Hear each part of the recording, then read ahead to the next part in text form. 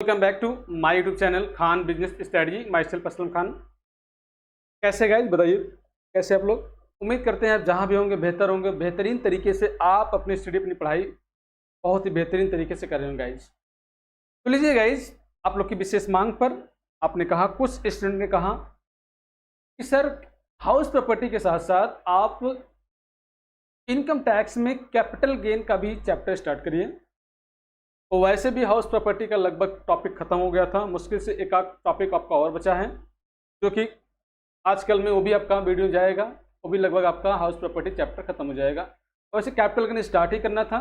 तो आप लोग की जब स्पेशल डिमांड आ गई, स्पेशल फरमाइश आ गई, तो उसको मद्देनज़र रखते हुए लीजिए आपके अपने इस ऑफिशियल यूट्यूब चैनल पर खान बिजनेस स्ट्रेटजी में आपको एक नया चैप्टर इनकम टैक्स में, जो कि बीकॉम 4 सेमेस्टर साथ साथ बीकॉम ऑनर्स ओवरऑल एमबीए या फिर एमकॉम सीएस सीएमए सीएस साथ साथ अगर आप कंपटीशन की तैयारी कर रहे हैं, चाहे वो आपका टीजीटी पीजीटी हो, यूजीसी नेट हो, या आपका प्रोविडेंट फंड कमिश्नर हो, या फिर यूपी पीसीएल हो, या फिर यूपी बीएड हो, या ओवरऑल जितने भी कह लीजिए कॉमर्स में, आपको इस चैप्टर से या कह लीजिएगा स्पेशली पूरे इनकम टैक्स से, इस चैप्टर से आपको 2-4 क्वेश्चन गाइज हर बार आपको देखने को मिलता है गाइज। बहुत ही महत्वपूर्ण आपका चैप्टर है गाइज, और कुल मिलाकर थोड़ा बड़ा भी है। बहुत बड़ा तो नहीं कह सकते, लेकिन फिर भी है बड़ा चैप्टर। तो आपको यहाँ पे आज स्टार्ट करने वाले हैं। ओवरऑल हम लोग समझेंगे क्या क्या आपका इसमें बातें हैं, इसका पूरी बेसिक कॉन्सेप्ट, चार्जिंग सेक्शन क्या होता है, कैपिटल एसेट्स क्या होता है, शॉर्ट टर्म कैपिटल एसेट्स क्या होता है, लॉन्ग टर्म कैपिटल एसेट्स क्या होता है, कैसे हम लोग इसको कैलकुलेट करते हैं, क्या क्या इसमें हम लोग एग्जाम्पशन मिलता है, कौन कौन से इनकम पे में यहाँ पे एग्जाम्प मिलने वाला है, इस सारी बातों को हम लोग यहाँ समझने वाले हैं गाइज। तो आज का जो क्लास है, आज का जो लेक्चर, ये लेक्चर नंबर पहला आपका है, जिसमें आज हम लोग ओवरऑल पूरी बेसिक बातें हम लोग समझने का प्रयास करेंगे कि ओवरऑल क्या है गाइज। तो इस चैप्टर को शुरू करने से पहले थोड़ा सा मैं आपको बता दें गाइज, थोड़ा सा अगर हम बता दें तो आपको मालूम होगा इनकम के हमारे 5 हेड होते हैं गाइज। इनकम के हमारे 5 हेड होते हैं, जिसमें सबसे पहले अगर हम बात करें तो ये हमारा होता है income from salary. Income from salary जो आप पढ़ेंगे अंडर सेक्शन 16 से लेकर 17 तक आप पढ़ेंगे। इसके बाद दूसरा हेड आपका है वो है इनकम फ्रॉम हाउस प्रॉपर्टी, जो कि आप अंडर सेक्शन 22 से 27 के बीच में आप पढ़ चुके हैं, मैं आपको पढ़ा दिया हूँ पूरी बातें। तीसरा जो आपका हेड है वो है पीजीबीपी है, इसको बिजनेस एंड प्रोफेशन भी कहा जाता है हम लोग। हेड का तीसरा है ये। यहाँ पर आप पढ़ते हैं अंडर सेक्शन 28 से 44 तक। चौथा आपका जो है वो है capital gain guys. Capital gain जो आप यहाँ पर आज पढ़ने वाले हैं 45 से 55 या कर लीजिए 55A तक पढ़ने वाले हैं। और जो हमारा 5वां और अंतिम हेड है वो अदर सोर्सेस, जो आप पढ़ेंगे अंडर सेक्शन 56 से 58 से 59 तक। तो ये ओवरऑल आपके इनकम के 5 हेड हैं, और पांचों हेडों को मैंने सेक्शन वाइज बता दिया। गाइस याद करिए, आपको जब income from house property start किए थे, सबसे पहले मैंने आपको यही बताया था कि जब भी किसी हेड की शुरुआत होती है, जिस भी हेड की शुरुआत होती है, उस हेड का जो पहला सेक्शन होता है गाइस, वह उस हेड का हमारा क्या होता है, चार्जिंग सेक्शन होता है गाइस। जैसे यहाँ पर आपको उसके पहले 15 भी मिलेगा, 16 सैलरी के लिए, 22 हमारा क्या है, हाउस प्रॉपर्टी के लिए, 16 जबकि हमारा डिडक्शन भी है गाइस, ध्यान रखिएगा, 15 हमारा जाएगा चार्जिंग सेक्शन सैलरी का। 22 आपका पढ़ेंगे इनकम फ्रॉम हाउस प्रॉपर्टी का चार्जिंग सेक्शन।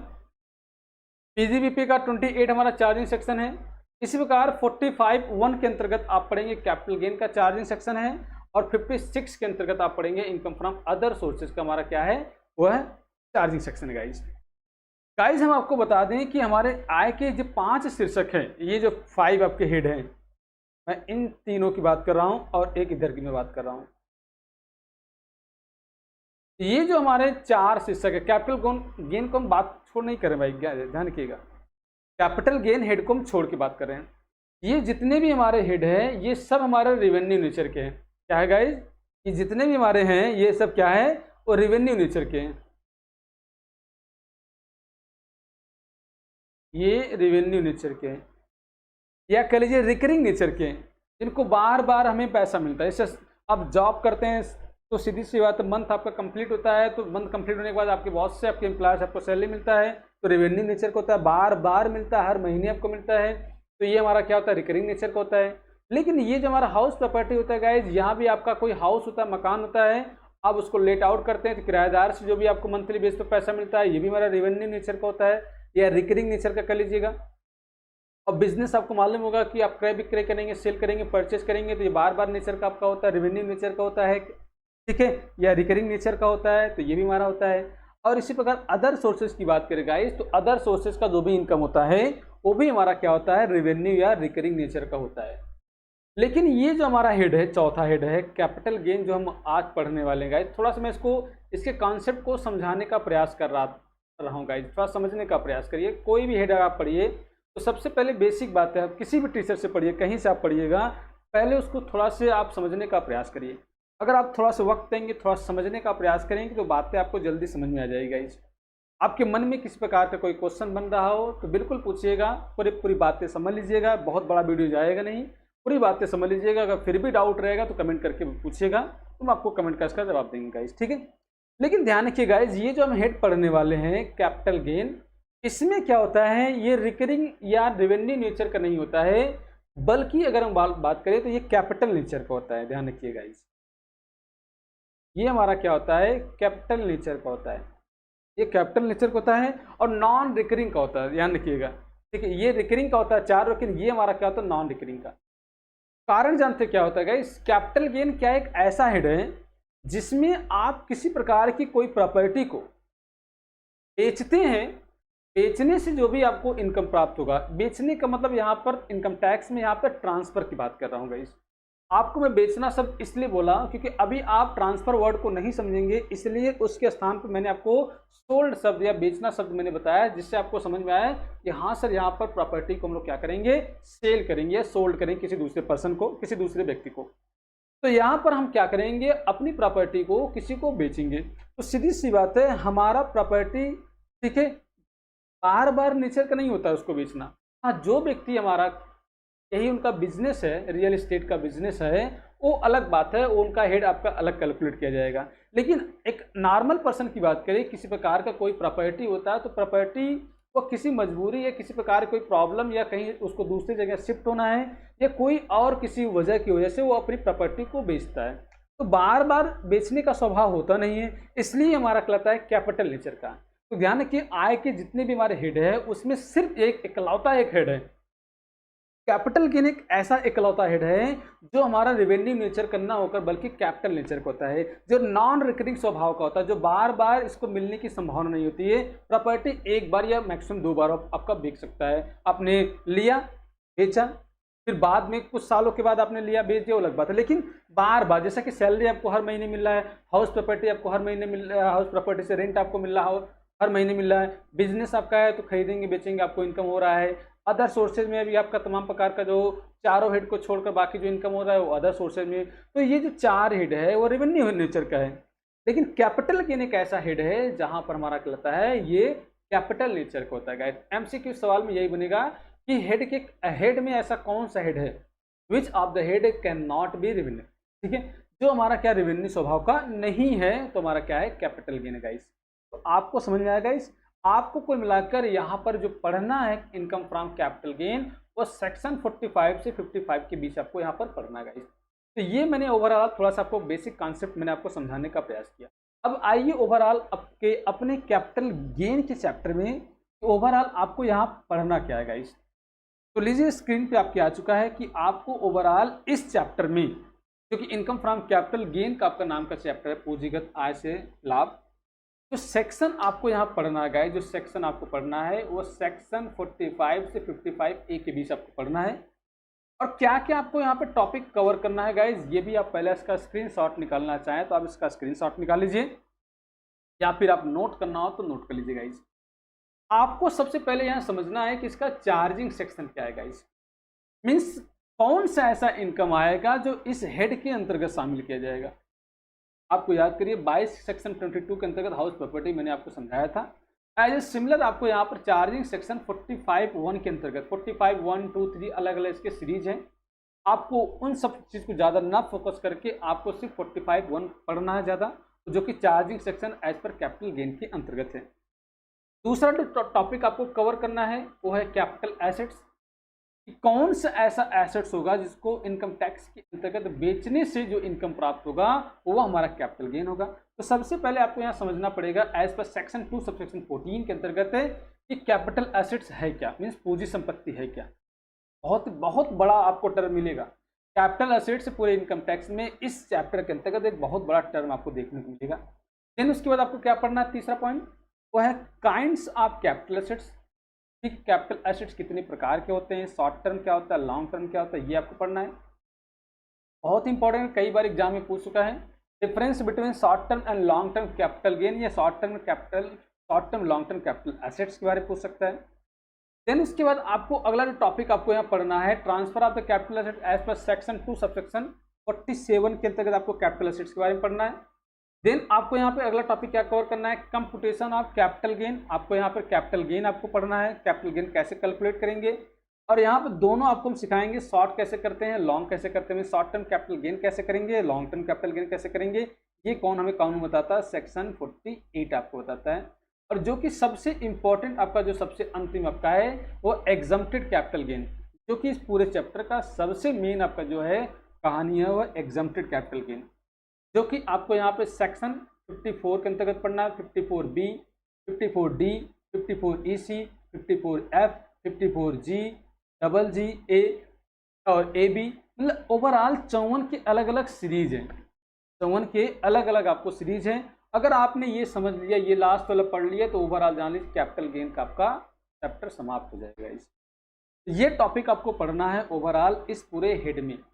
आपको मालूम होगा तो पूंजीगत आय, पूंजीगत लाभ, आय का चौथा शीर्षक है गाइस। पूंजीगत जो लाभ है आय का चौथा शीर्षक है। इस शीर्षक में पूंजी संपत्ति के हस्तांतरण में यही मैं बात कर रहा हूं, कैपिटल एसेट, ध्यान रखिएगा ये कैपिटल एसेट्स, कैपिटल एसेट्स के ट्रांसफर तो से होने वाले इनकम को, कैपिटल एसेट्स के ट्रांसफर से होने वाले इनकम को हम लोग यहाँ पूंजी लाभ शीर्षक के अंतर्गत यहाँ टैक्सेबल करते हैं गाइस, चौथा शीर्षक है। और अगर हम लोग बात करें कैपिटल गेन के अंतर्गत गाइस, तो यहाँ पर देखिए एज पर सेक्शन 45(1) जो चार्जिंग सेक्शन के रूप में आपको बता रहा है क्या, इनकम फ्रॉम कैपिटल गेन के अंतर्गत चार्जिंग सेक्शन जो आपका क्या है, चार्जिंग सेक्शन का धारा क्या 45(1) देखिए गाइस, कह रहा है कि एनी प्रॉफिट आर गेन, किसी प्रकार का कोई प्रॉफिट या gain arising from the transfer of the capital assets, क्या कह रहा है गाइस, ध्यान समझिए, बहुत ही इंपॉर्टेंट डेफिनेशन है ये। कह रहा है एनी प्रॉफिट ऑफ गेन, किसी प्रकार का कोई लाभ या आय एराइज हुआ है, एराइज मतलब उदय हुआ है, from transfer of A, transfer मतलब तो हस्तांतरण करना। आप गाइस यहाँ हस्तांतरण मतलब आप समझ लीजिएगा सेल समझिएगा, आप सोल्ड समझिएगा, ऑफ ए कैपिटल एसेट्स पूंजी संपत्ति के हस्तांतरण से, is chargeable to the income tax under the head of the capital gain. Means इस हेड के अंतर्गत किसी प्रकार का कोई भी कैपिटल एसेट्स के ट्रांसफर होने से जो भी आपको इनकम एराइज हुआ है, जो प्रॉफिट या जो भी गेन एराइज किया गया है, वह पूंजी लाभ शीर्षक के इस हेड के अंतर्गत आपको टैक्सेबल किया जाएगा। ये कानून कौन बताता है, हमारा सेक्शन 45(1) हमें ये कानून बताता है गाइस। अगर हम बात करें गाइस तो ओवरऑल इस कैपिटल गेन में 3 इसके मेन एलिमेंट्स हैं, 3 इसके मेन पार्ट है कह लीजिएगा। अगर ये 3 पार्ट को आप समझ लीजिए तो समझ लीजिए, तब भी आपका समझ लीजिए कैपिटल गेन आपके लिए एकदम आसान हो जाएगा। एक तो जो सबसे पहला वर्ड आपको समझना है कि यहाँ पर जो कैपिटल एसेट जो टर्म दिया है, इस कैपिटल एसेट्स बहुत ही वाइड टर्म है, इस टर्म को आपको समझना पड़ेगा।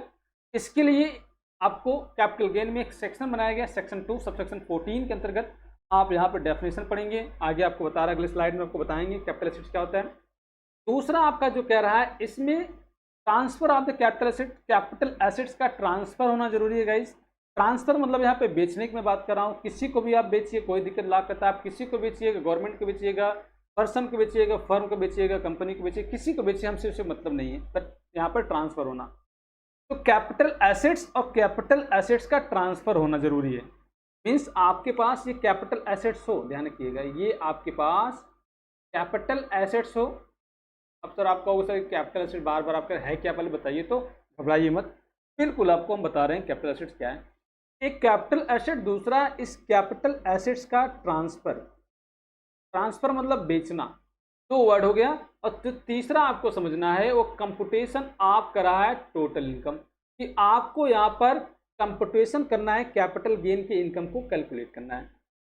कैसे हम लोग कैलकुलेट करेंगे, अगर ये तीन बातें अगर आप समझ गए गाइस, तीन बातें अगर आप समझ गए तो जान लीजिए आपकी पूरी की पूरी कैपिटल गेन की कहानी आपको समझ में आ जाएगी। ओवरऑल आपको कुछ समझ में आ रहा है कि मैं आपको क्या समझाने का प्रयास करूँगा गाइस?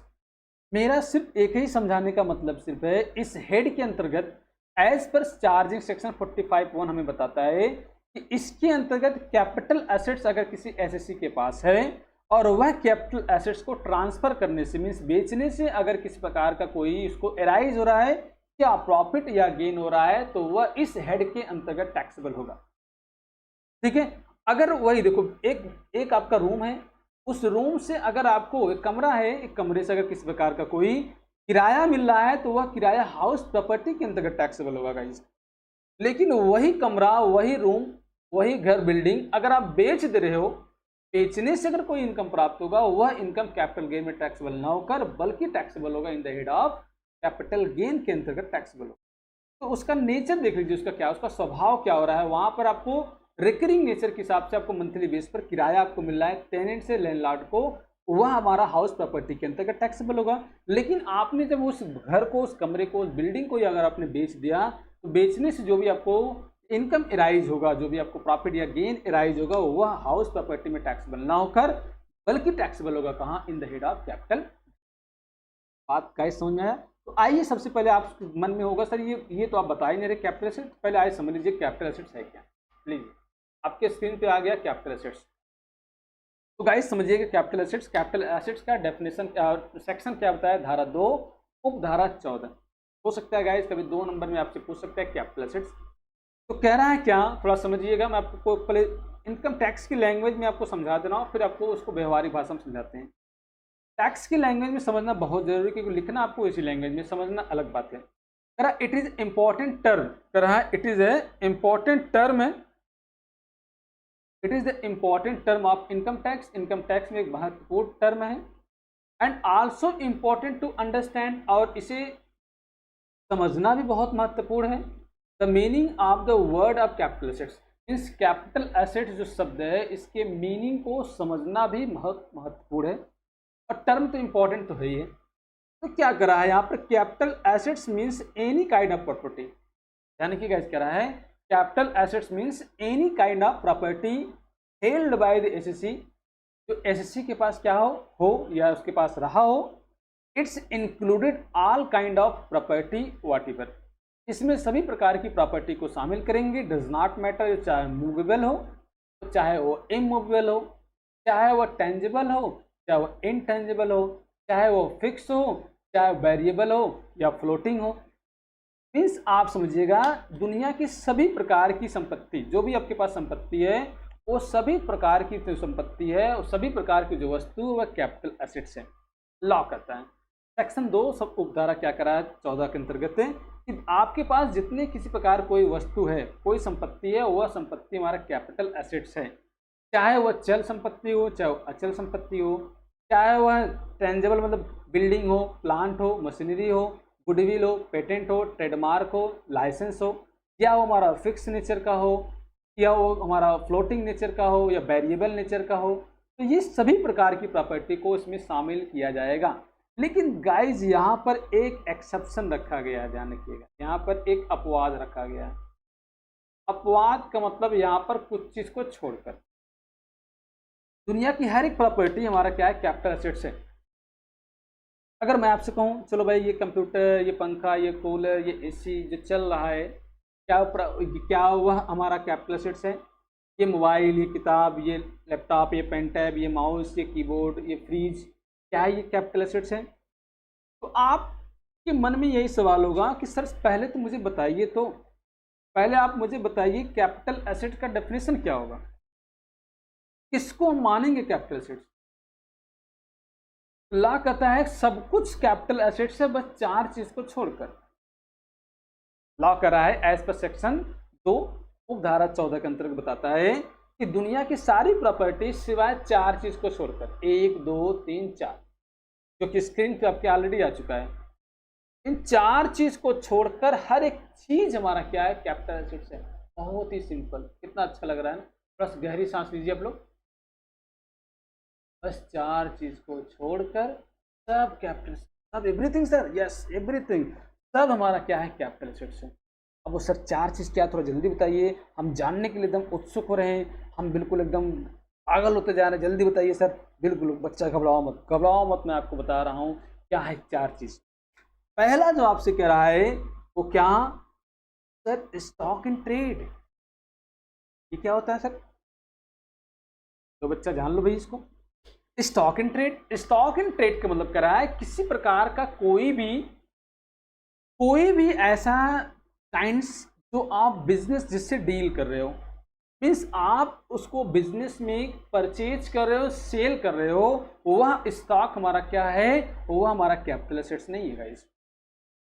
मीन्स कहने का मतलब होता है एक व्यापारी जिस चीज में, जिस वस्तु में अपना बिजनेस डील कर रहा है, वह वस्तु या वह प्रॉपर्टी एज पर लॉ के अंतर्गत वह कैपिटल एसेट्स नहीं है।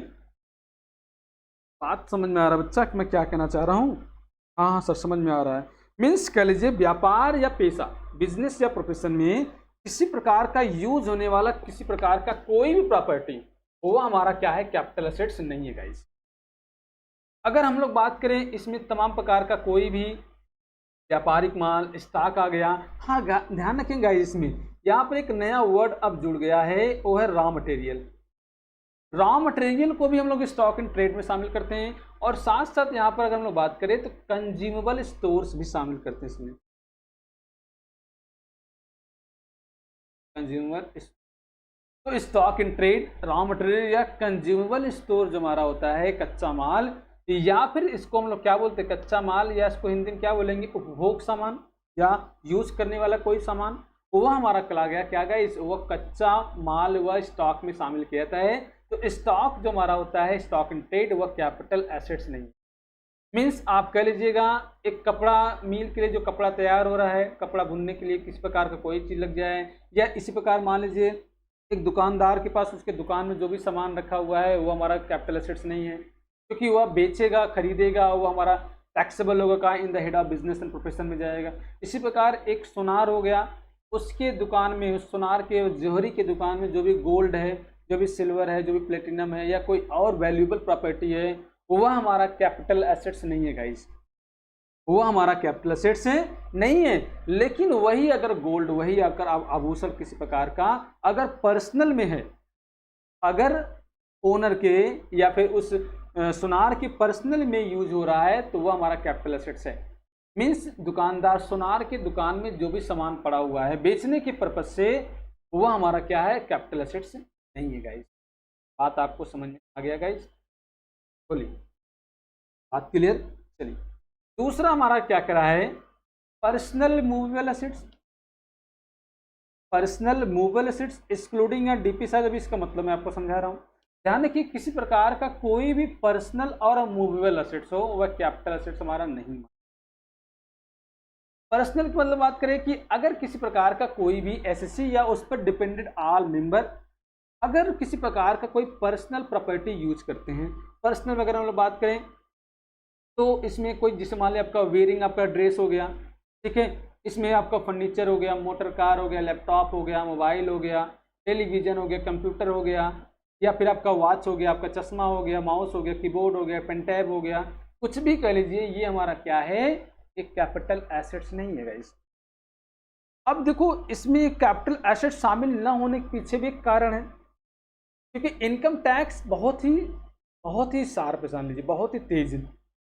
कैसे देखता है, अगर कुछ इसमें हमारा नुकसान होने वाला है या नुकसान हो रहा है, तुरंत नियम को अपडेट कर देता है, नियम को तुरंत बदल देता है। कारण जानते हो क्या करें? जैसे मान लीजिए मैं आपको एग्जांपल दूं, मान लीजिए आपने कोई कार खरीदा, आपने कोई कार खरीदा, मान लीजिए आज उस कार की कीमत है 12 लाख, 12 लाख का आपका कार है भाई, चलो भाई ये आपका 12 लाख का आपने कार खरीदा है, ठीक, 12 लाख का आपने कार खरीदा है, तो सीधी सी बात है कार को जब आप कंटिन्यू यूज करोगे तो 1 साल 2 साल 4 साल 5 साल के बाद कार की वैल्यू में कुछ ना कुछ कमी आएगी। कार की वैल्यू में कुछ ना कुछ कमी आएगी। मान लो कार की वैल्यू को 5 साल के बाद आपने बेच दिया, भाई सीधी सी बात है 12 लाख का कार था, 5 साल के बाद आप बेचोगे तो क्या 12 लाख मिलेगा? नहीं सर, 12 नहीं मिलेगा। मान लीजिए हम इसको करें, आप गाड़ी बहुत मेंटेन रखे थे, चलिए भाई आपका कार वो 7 लाख में बिक गया, ठीक है, 7 लाख में बिक गया। अब इनकम टैक्स के अंतर्गत है जो भी आप सेल करते हैं, आगे हम बताएंगे, उसमें उसकी कॉस्ट को माइनस करेंगे। अब 7 लाख आपने क्या क्या सेल किया, उसकी कॉस्ट है 12 लाख, तो ओवरऑल देखा जाए 5 लाख का आपका क्या हो रहा है, घाटा हो रहा है। 5 लाख का क्या हो रहा है, घाटा हो रहा है। अब इस घाटे की रिकवरी आप दूसरे हेड से कर लोगे। जैसे इस बात की जानकारी इनकम टैक्स को होती है कि भाई ये एससी, ये करदाता बहुत चालाक है। एक तो कैपिटल गेन के अंतर्गत उसने पूरा पूरा कैपिटल आपका माफ करा लिया, एग्जाम करा लिया, और ऊपर से 5 लाख रुपए का कैपिटल लॉस मान कर लिया। अब इस 5 लाख के कैपिटल लॉस को बाकी दूसरे इनकम के हेड से वो बैकअप करेगा, रिकवरी करेगा। तो एक काम करते हैं, क्यों ना इसके कार को ही हम लोग कह दे कैपिटल एसेट्स है ही नहीं है, लो भाई तुम भी आज़ाद हो जाओगे, हम भी टेंशन फ्री हो जाएंगे। इसलिए गवर्नमेंट क्या क्या किया, इनकम टैक्स डिपार्टमेंट ने क्या किया, लो भाई आपका जो पर्सनल कार था मैंने उसको क्या कर दिया, एग्जम्प्ट कर दिया, जाओ वो कैपिटल एसेट्स है ही नहीं है। इतने में करदाता बहुत खुश हो गया, लाई भाई इनकम टैक्स डिपार्टमेंट ने मेरे ऊपर बहुत एहसान कर दिया। गाइस ये स्टूडेंट ये एहसान नहीं किया है, बल्कि एक प्रकार से इनकम टैक्स से खुद ही बच गया कि इस 5 लाख का जो आपका हानि हो रहा था उसको अदर हेड से बैकअप ना होने पाए, इसलिए उसने क्या किया, लो भाई आपका मैं आपके कार को कैपिटल एसेट्स मान ही नहीं। तो पर्सनल मूवेबल एसेट्स का मतलब होता है किसी प्रकार का कोई भी एससी या उसके परिवार के द्वारा किसी प्रकार का कोई भी टेलीविज़न, ठीक है, चाहे आपका फर्नीचर हो, चाहे वो पहनने के लिए कपड़े हो, या किसी प्रकार का कोई भी और कूलर हो, फ्रिज हो, एसी हो, वह कैपिटल एसेट्स नहीं है गाइस, वह कैपिटल एसेट्स नहीं है। सर ज्वेलरी भी पर्सनल है, ध्यान रखेंगे गाइस। अब इसीलिए इनकम टैक्स ने क्या किया, अब देखा ज्वेलरी हमारा क्या है, जो बेचने पर कैपिटल गेन होगा, तो उसने क्या किया, एक्सक्लूडिंग कर दिया, इसने तुरंत नियम फिर चेंज कर दिया। अब आप सोच रहे होंगे सर इनकम टैक्स बहुत चालाक है, जहाँ देखता है कुछ फायदे की बात होती है वहाँ नियम बदल देगा, और जहाँ इनकम टैक्स की कुछ घाटे की बात होती है वहाँ भी नियम बदल देता है। बिल्कुल सही बात है, बहुत चालाक है। पहले आपसे कहते बहुत चालाक है ये, ठीक है। अब चालाक इसलिए क्योंकि इनकम टैक्स हमसे वसूल कर रहा है, तो इसलिए क्या कर रहा है, बहुत चालाकी करता है। तो कह रहा है कुछ चीज़ को छोड़कर, मतलब कि पर्सनल मूवेबल एसेट्स में ये एक्सक्लूड कर रहा है डीपी साज। ये क्या करा है, डीपी साज जो आपका करा है इसको छोड़कर। अब आप सोच रहे होंगे सर ये डीपी साज क्या हमारा है।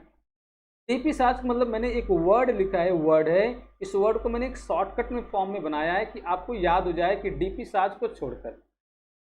अब डी का मतलब क्या करा है, यहाँ किसी प्रकार का एक ड्राइंग है, किसी प्रकार का आपने कोई चित्रकारी किया है, या किसी प्रकार का आपने क्या किया हो, रेखा चित्र आपने बनाया हो, अच्छा कोई आपने डिजाइन बनाया है, तो वह आपका चित्र कैपिटल एसेट्स नहीं है।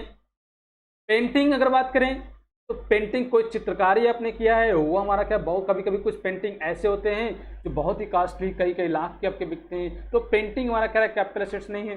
लो भाई किसी प्रकार का कोई स्कल्पचर्स करा है, किसी प्रकार कोई भी मूर्ति जो बहुत ही कीमती मूर्ति हो, स्पेशली अगर हम बात करें कि कोई भी गोल्ड का हो या सिल्वर का, किसी भी गॉड का या गॉडेसी के भगवान का, अगर किसी प्रकार का कोई मूर्ति है सोने चांदी का या प्लेटिनम का है, तो वह कैपिटल एसेट्स नहीं है।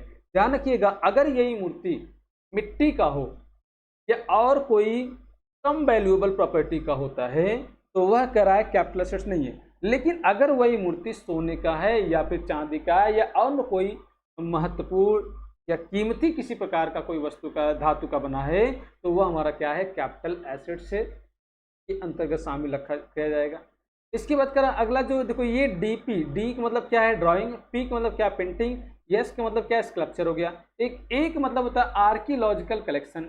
आर्कियोलॉजिकल मतलब होता है कि आपने किसी प्रकार कोई जमीन की खुदाई की, और उस जमीन की खुदाई करने से आपको किसी प्रकार कोई बहुत ही मूल्यवान, बहुत ही बेशकीमती पुरातत्विक विभाग का, ठीक है, पुरातत्विक विभाग से किसी प्रकार कोई आपको मेटल या किसी प्रकार कोई वैल्यूएबल प्रॉपर्टी प्राप्त हो गई हो, तो वह आपका क्या, आर्कियोलॉजिकल कलेक्शन। इसको हम लोग हिंदी में क्या बोलते हैं, पुरातत्विक विभाग के द्वारा किस प्रकार का, कोई कभी कभी आप पिक्चरों में आप देखे होंगे कि जमीन की खुदाई करने से किसी बहुत बड़े मेटल को आपको रिसीव कर लिया, प्राप्त कर लिया, या वहाँ से आपको किसी देवी देवता का मूर्ति मिल गया, तो वह आर्कियोलॉजिकल स्क्रिप्ट में आएगा। इसके बाद क्या करा, art of work. Art of work मतलब कभी कभी कुछ चीज़ें ऐसी होती है जिसकी हैसियत तो कम होती है, जिसकी हैसियत तो कम होती है, लेकिन वो अपने हैसियत से कई ज़्यादा गुना वैल्यू पर बिक जाती है, वो हमारा क्या कहलाता है, आर्ट ऑफ वर्क या आर्ट ऑफ गैलरी, जिसको भी हम लोग बोल सकते हैं गाइस। ठीक है, जैसे अगर हम लोग बात करें, कभी कभी आप देखे होंगे कि कभी कभी कुछ प्रॉपर्टी ऐसी होती होगी, उस प्रॉपर्टी को नीलाम करके बेचते हैं तो उसकी कीमत बहुत ज़्यादा मिलती है, जबकि इसका रियल में कीमत होती नहीं, लेकिन फिर भी बहुत ज़्यादा मिल जाता है। जैसे फॉर एग्जाम्पल मैं बात करूँ सचिन का बल्ला, तो सचिन का जो बल्ला है वह नीलामी करके बेचेंगे, हो सकता है उसको लाखों करोड़ों मिल जाए। क्या आप मुझे बताइए, वह बल्ले की वह बैट की कीमत क्या करोड़ों रुपए थी? नहीं थी, वो करोड़ों रुपया नहीं थी, लेकिन फिर भी उसको नीलाम करके उसको उसकी औकात से ज़्यादा कीमत पर बेच दिया। यही हमारा कहता आर्ट ऑफ वर्क कहलाता है। इसी प्रकार रिकी पॉन्टिंग ने एक बार चिंगम खाकर फेंक दिया था। उस चिंगम को किसी ने पाया और उसे नीलामी करके कई लाख में बेच दिया, तो वो हमारा कहलाएगा आर्ट ऑफ वर्क हो गया। इसी प्रकार मोदी जी का हम बात करें, मोदी जी का सूट, मोदी जी का कोट कह लीजिएगा। नॉर्मल कोट जब कहा लगे, वही कोट अगर मोदी जी का है तो अगर उसको नीलाम करके बेचेंगे तो वो हमारा बहुत ज़्यादा उसकी कीमत मिलेगी। क्यों? क्योंकि वो मोदी जी का कोट है, क्योंकि वह सचिन का बल्ला है, क्योंकि वह धोनी का बल्ला है, क्योंकि वह चिंगम रिकी पॉन्टिंग जी का था। ये जो आपकी कीमत होती है, जिसकी हैसियत कुछ भी नहीं होती है, लेकिन वह उसकी कीमत बहुत ज़्यादा बिक जाती है। अब ऐसे कपिल शर्मा के शो में आप देखे होंगे, ठीक है, चैन के द्वारा क्या होता है, किस प्रकार की कोई प्रॉपर्टी ले लिया जाता है और उसको नीलाम करके उस साइकिल को कई लाखों में बेच दिया जाता है। तो जिसकी औकात बहुत कम हो, जिसकी प्रॉपर्टी की कीमत बहुत कम है, लेकिन उसको बाय सेल करके उसकी कीमत को बहुत कई गुना बढ़ा दिया जाता है, वो हमारा क्या कहलाता है, आर्ट ऑफ वर्क कहलाता है गाइस। और यहाँ पर जेक मतलब क्या है, ये जो लास्ट आपका जेक मतलब क्या है, ज्वेलरी, आभूषण।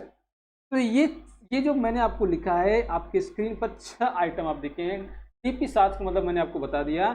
इन 6 चीज़ को छोड़कर drawing, painting, sculptures, archaeological collection, art of work और ज्वेलरी, ये चीज़ जो हमारा ये कैपिटल असेट्स है, ये सब हमारा क्या है, ये कैपिटल असेट्स है। ध्यान रखिए, ये हमारा क्या है, कैपिटल असेट्स है।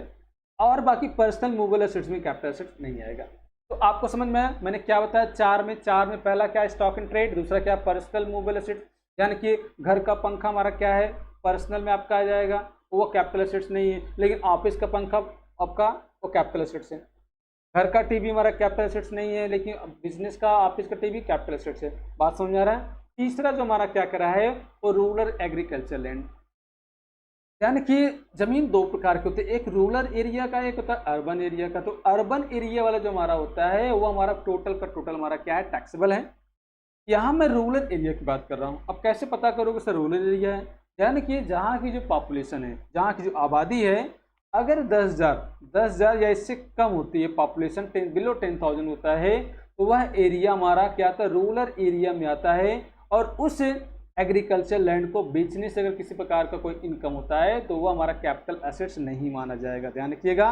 और वैसे भी आपको मालूम होगा कि एग्रीकल्चर जो इनकम होता है वो इन इंडिया में वो टैक्स फ्री होता है गाइस, ध्यान रखिएगा। तो ये 3 हो गया, stock and trade, personal movable asset और रूरल एग्रीकल्चर लैंड हो गया। और जो सबसे अंतिम बचा है गाइस क्या है, वो है गोल्ड डिपॉजिट बॉन्ड। क्या गाइस है, गोल्ड डिपॉजिट बॉन्ड। अब ये है क्या, देखो गोल्ड डिपॉजिट बॉन्ड क्या होता है, सरकार कहता है अगर किसी व्यक्ति के पास, किसी बिजनेसमैन के पास या किसी के पास कोई भी महत्वपूर्ण या कोई किस प्रकार कोई भी और भी कीमती कोई मूल्यवान संपत्ति है, तो ऐसी दशा में वह गवर्नमेंट क्या करता है, उसे ले लेता है और उसके बदले में एक बॉन्ड जारी कर देता है। ये बॉन्ड कोई मामूली बॉन्ड नहीं होता है, इस पर गवर्नमेंट की मोहर लगी होती है, इस पर टैग लगा होता है। गवर्नमेंट कहता है जब चाहे आप अपना गोल्ड मुझसे वापस ले सकते हैं। फायदा इसमें जानते क्या होता है गाइस, कि आपका जो भी गोल्ड होगा, जब भी आप पैसा लेंगे वो पैसा टोटली टैक्स फ्री होगा। और जितने दिन तक आपका गोल्ड गवर्नमेंट के पास रहेगा, उतने दिन तक जो भी आपको मिलेगा इंटरेस्ट, उतने दिन का या उतने महीने का या उतने साल का, वह ब्याज भी आपको इनकम टैक्स के अंतर्गत आपको रिबेट मिल जाएगा। इस ध्यान रखिएगा, ये जो आपका गोल्ड डिपॉजिट बॉन्ड है, की शुरुआत अगर बात की गई तो इसमें गोल्ड डिपॉजिट बॉन्ड में आपको मिलेगा 6.5 या 6 से 1/2 कर लीजिएगा आपको यहाँ पर, ठीक। गोल्ड बॉन्ड आपको, गोल्ड बॉन्ड, इसके बाद अगर हम बात करें तो 7% गोल्ड बॉन्ड था, 7% गोल्ड बॉन्ड था। इसके बाद ये सब 1980 में और कुछ बॉन्ड हमारे और आए थे, जिसे नेशनल डिफेंस बॉन्ड था।